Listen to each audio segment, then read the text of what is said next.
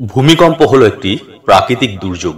এটা পৃথিবীর নিচে থাকা প্লেটের নড়াচড়ার কারণে হয়। এই প্লেটগুলো যখন ধাক্কা খায় বা সরে যায় তখন অনেকটা শক্তি বের হয়, যার কারণে পৃথিবীর ভিতরে কাঁপুনি হয়। এতে অনেক ক্ষয়ক্ষতি হয়। ভূমিকম্প কি আগে থেকে বলা যায়? এখনো পর্যন্ত ভূমিকম্প কখন কোথায় হবে তা আগে থেকে বলার কোনো বিজ্ঞান নেই। তবে ইউনাইটেড স্টেট জিওলজিক্যাল সার্ভে এর মতো সংস্থারা আগের তথ্য ও ভৌগোলিক অবস্থার উপর ভিত্তি করে ভূমিকম্প প্রবণ এলাকাগুলোকে চিহ্নিত করতে পারে। ভূমিকম্প থেকে বাঁচার উপায়: ভূমিকম্প সহ্য করতে পারে এমন শক্তিশালী বাড়ি তৈরি করুন। ভূমিকম্প হলে খোলা জায়গায় যান।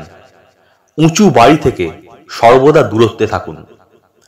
বাড়ির ভারী জিনিসপত্রগুলোকে ভালোভাবে বেঁধে রাখুন।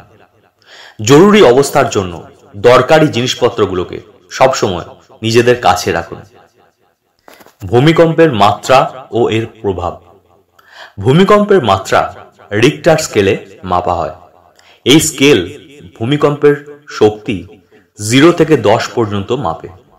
এটা মনে করা হয় 10 রিক্টারের ভূমিকম্প পৃথিবীতে হওয়া সম্ভব নয়। রিক্টার স্কেলে 0 থেকে 1.9 শুধু সিসমোগ্রাফ দিয়ে বোঝা যায়। রিক্টার স্কেলে 2 থেকে 2.9 খুব হালকা কাঁপুনি, সাধারণ মানুষ এটা বুঝতে পারে না। 3 থেকে 3.9 হালকা কাঁপুনি, এটা একটা লরি যাওয়ার মতো কাঁপুনি তৈরি করে। 4 থেকে 4.9 জানলা কাঁপতে পারে, জিনিসপত্র পড়তে পারে। 5 থেকে 5.9 আসবাবপত্র নড়তে পারে, ছোটখাটো ক্ষতি হতে পারে। 6 থেকে 6.9 বাড়ির নিচে ফাটল ধরতে পারে, দেওয়াল ভেঙে যেতে পারে। 7 থেকে 7.9 বড় বড় বাড়ি ভেঙে যেতে পারে, পাইপ ফেটে যেতে পারে।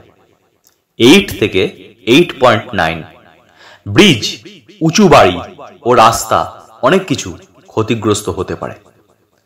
9 বা তার বেশি, এটাতে অনেক বড় বিপদ হতে পারে, অনেক বেশি ক্ষতি হতে পারে, সুনামি হওয়ারও সম্ভাবনা রয়েছে।